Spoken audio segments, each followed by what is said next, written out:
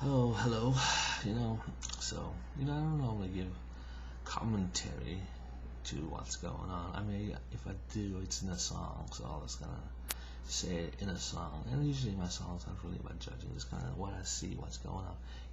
Someone's, littering, throwing a piece of paper on the ground, I'll be like, that's what I see, that's fact, that's what they're doing, or whatever, So it's like, what exactly is going on right now? What is the facts? What it's like a lot of people seem to think they know what's going on, even when they're not really there. They're like, okay, I know what's going on because I watch the news, and apparently, everything that's on TV is the honest truth. So, right. But I guess we hope, right? Yeah. So we see things in a certain way, and it's like people. The weather's getting warmer, so it's like, okay, the weather's getting warmer, so we should be outside, right? Because I can't be inside, even though there's quarantine going on. I gotta be outside because it's warm, and that's what we do. When it gets warm, we go outside. We gotta go swimming and do all this thing. So right now it's been about 2 months since the beginning of this coronavirus. 2 months, it's like 8 weeks. 8 weeks, and people act like it's like 2 years. It's like, okay. But I get it. People are losing money on their businesses, and I get that they need to, they're supporting other families and stuff. So I get why people are angry about that, about the businesses not being open. But the thing is, what do we do better than any other countries? The answer is we make money better than any other countries do. We have that ability to really make money, and it's like that's the only thing that separates us from the other countries. I mean, we were founded on making money. I mean, the whole idea of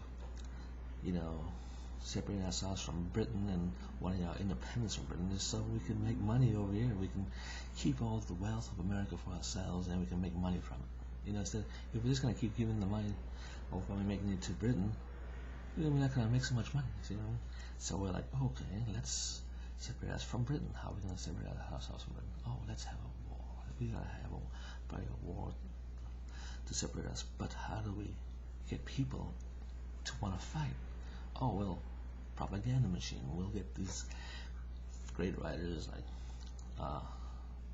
like Thomas Paine and all these guys writing things about how the British are unfair and they're taxing us unfairly, and so we can get, and they're doing this and that, so people can get all angry about the British and they want to fight. It's like that's usually with every war. It's like, how do you want to go to war? How do you get the people on board with that? Well, you make up stuff, or you cause things to happen that to make them angry at the opposition, right? So yeah.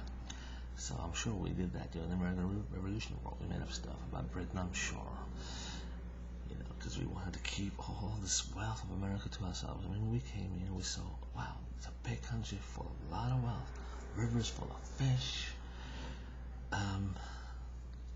fresh soil to grow things. I mean, people were growing, Native Americans were growing corn, I don't know, maybe wheat. You can grow so many things here. They were growing tobacco here, and since the days of Walter Raleigh, they were growing that here, make money off that, I'm sure. Just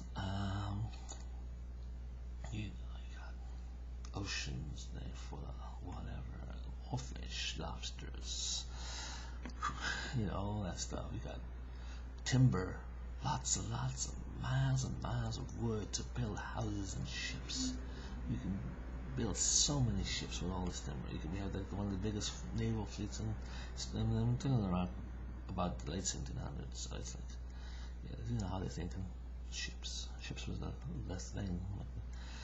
So, and then you go, so I'm pretty sure this country was founded on greed. So, but yeah, greed and laziness. I mean, that's why they wanted slaves, and so they didn't have to do all the work themselves.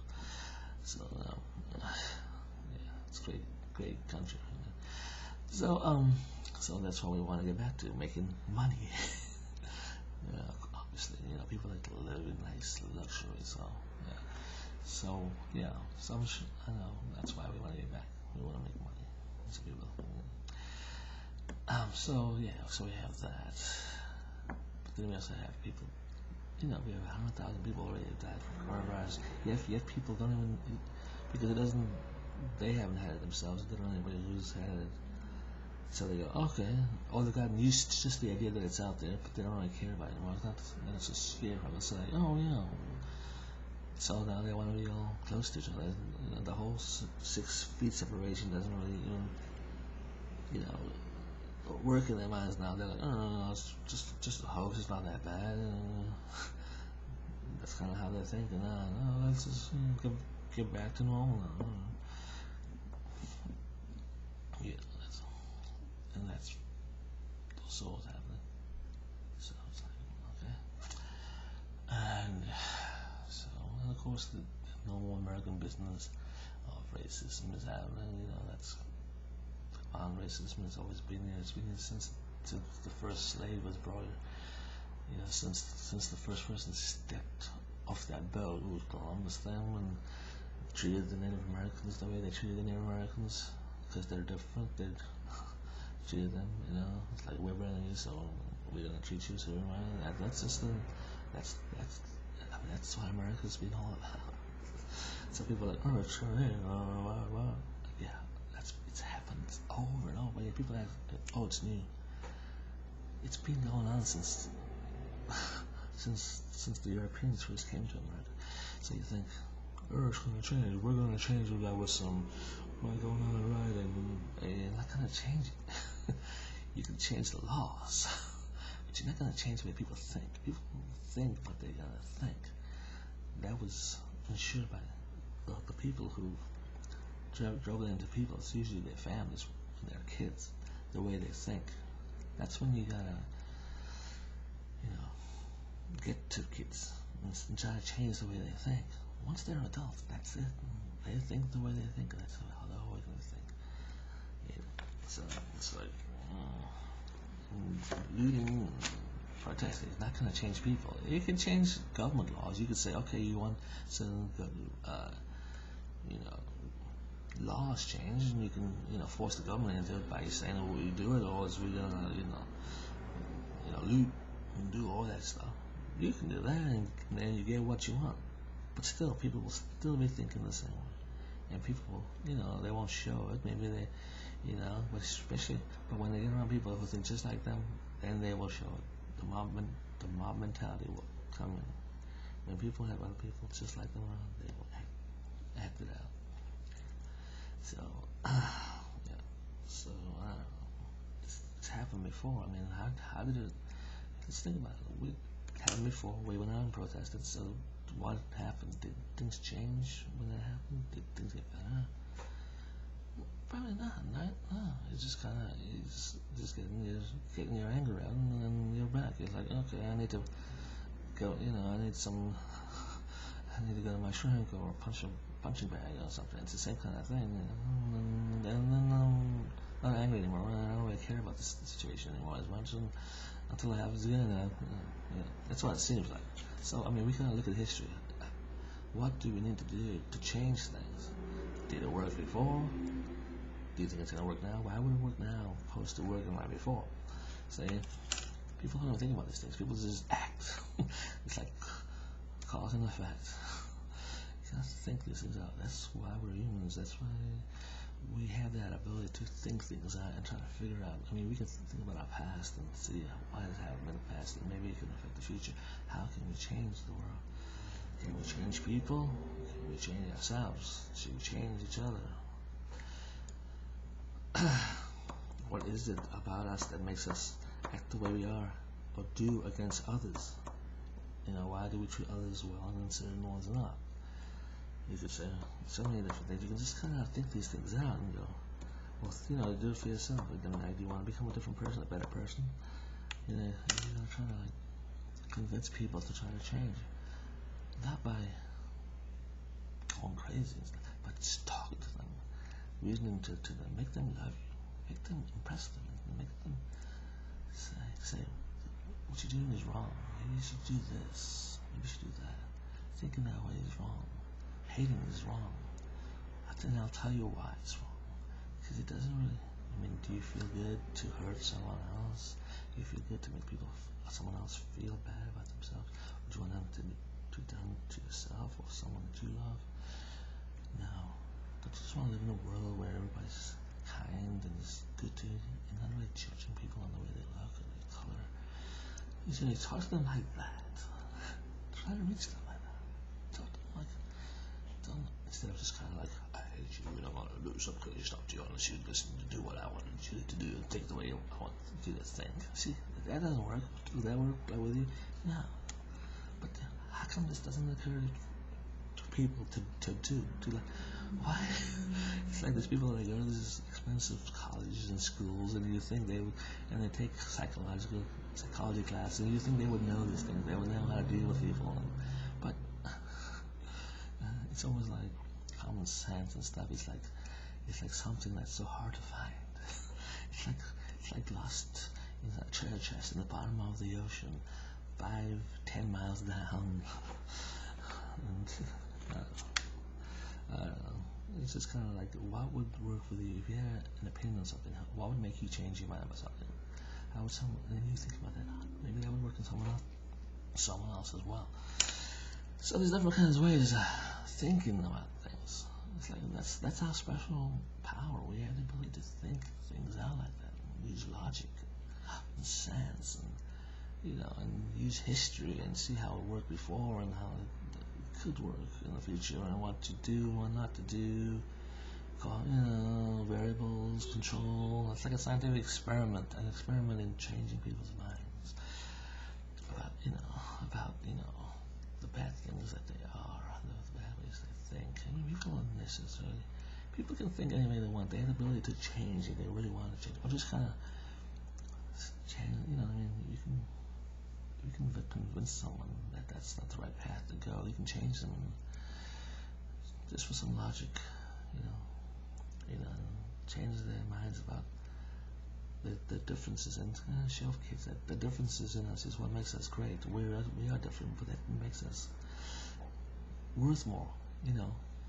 The things that are few in nature tend to be the things that we cherish more, like diamonds and gold. Because there's fewer of it, less of it, it becomes more valuable and more sought out.